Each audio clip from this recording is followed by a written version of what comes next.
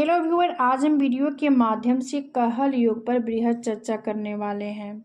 देखिए, कहल युग एक प्रकार का राजयोग है जो किसी व्यक्ति के सुख और समृद्धि को परिभाषित करता है।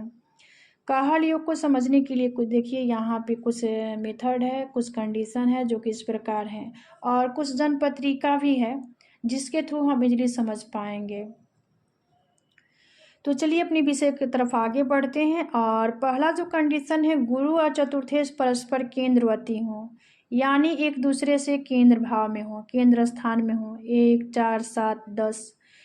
और लग्नेश बली हो, यानी लग्नेश के पास डिग्री वाइज बल प्राप्त हो और लग्नेश के पास स्ट्रेंथ पावर हो, तो इस कंडीशन में कहल योग बनेगा। अब इन चीज़ों को देखिए, बर्थ चार्ट की तरफ आगे बढ़ेंगे और यहाँ पर भी समझ लेते हैं। देखिए, मेष लग्न की पत्रिका है, लग्न में ही गुरु है और गुरु से परस्पर केंद्र स्थान में चतुर्थेश है और लग्नेश यहाँ पर बली है।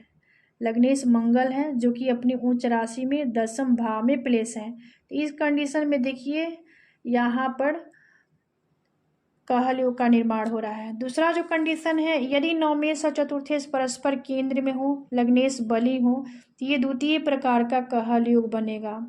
इन चीज़ों को समझने के लिए यहाँ पे वृषभ लग्न की पत्रिका है। वृषभ राशि के जो स्वामी लॉर्ड होते हैं शुक्र देवता, लग्न में ही प्लेस है, खुद की राशि में प्लेस है।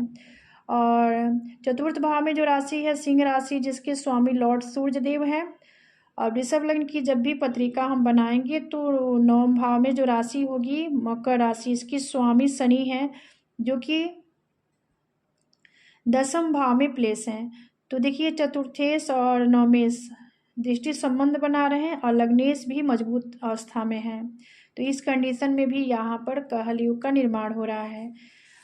इसके बाद आगे बढ़ेंगे। और यदि चतुर्थेश स्वगृही हो, उच्च के हों और चतुर्थेश दशमेश के साथ युक्ति कंजक्शन हो या दशमेश से दृष्टि संबंध बना रहे हो, तो ये तृतीय प्रकार का कहल योग बनेगा। फिर से रिपीट कर देती हूँ। यदि चतुर्थेश स्वगृही हो, यानी खुद की राशि में हो, उच्च के हो, चतुर्थेश दशमेश एक साथ युक्ति कंजक्शन में हो या कहीं से भी दशमेश से दृष्टि संबंध बना रहे हो, तो तृतीय प्रकार का कहल योग होगा। इन चीज़ों को समझने के लिए देखिए, यहाँ पे कन्या लग्न की पत्रिका है, लग्न में ही बुध है, तो लग्न को मजबूती तो प्रदान कर रहे हैं चूंकि लग्नेश लग्न में ही है। और चतुर्थ भाव में जो राशि है गुरु की राशि, गुरु अपनी खुद की राशि स्वयं की राशि में विराजमान है। और 10वें भाव में जो राशि है बुध की राशि मिथुन राशि में बुध देवता है। तो आपस में दोनों देखिए दृष्टि संबंध बना रहे हैं। और एक चीज़ है, देखिए यहाँ पर चतुर्थेश दशमेश एक साथ युक्ति कंजक्शन में भी हो तो यह योग बनेगा। जैसे कि मान लीजिए दशमेश जो है चतुर्थ भाव में प्लेस कर जाए गुरु के साथ, या गुरु दशमेश के साथ प्लेस कर जाए, तो इस कंडीशन में भी कहल योग बनेगा। अब आगे बढ़ेंगे और आगे वाला जो प्रोसेस है, देखिए यहाँ पर एक तुला लग्न की पत्रिका है, इसके लिए कुछ नियम है, इन चीज़ों को समझ लेते हैं।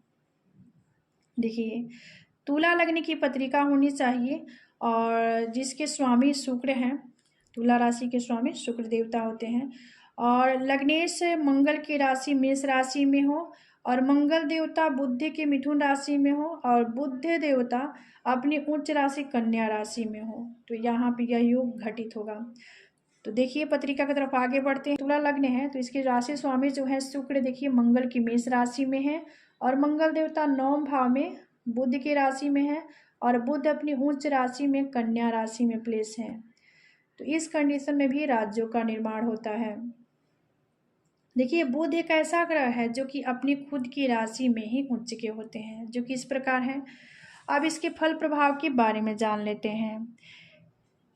देखिए, ऐसे योग में जन्मे लोग छोटे ग्राम पुरमंडली का अधिपति होते हैं। ऐसे लोग अत्यंत ही चित्त आकर्षित करने वाला दृढ़ प्रतिज्ञ होते हैं, धन्य धान्य से परिपूर्ण होते हैं और ऐसे लोग सुखी जीवन व्यतीत करते हैं। ऐसे लोगों का जीवन जो होता है सुखमय होता है। इसके बाद देखिए, ऐसे हमें देखना होता है कि यह योग तो बन रहा है, कितना प्रभावी होगा।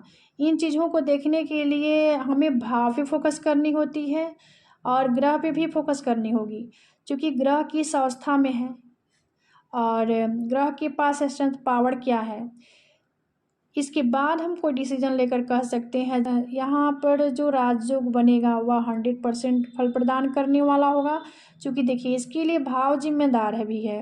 क्योंकि ये केंद्र का भाव त्रिकोण का भाव होगा तो यहाँ पे ग्रह 100% फल प्रदान करने वाले होंगे।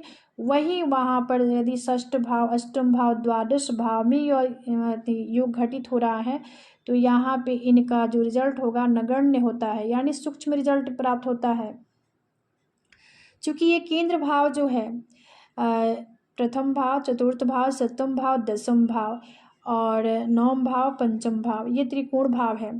तो इन भावों में अगर कहीं भी राजयोग बन रहा है तो यहाँ पे 100% रिजल्ट प्राप्त होगा। और अगर त्रिक भाव में हो यानी षष्ठ भाव, अष्टम भाव, द्वादश भाव में बनेगा तो यहाँ पे अप्रभावी हो जाएगा और अपना रिजल्ट यहाँ पे उतना रिजल्ट प्रदान नहीं कर पाएगा। तो देखिए आज का विषय यहीं समाप्त होता है।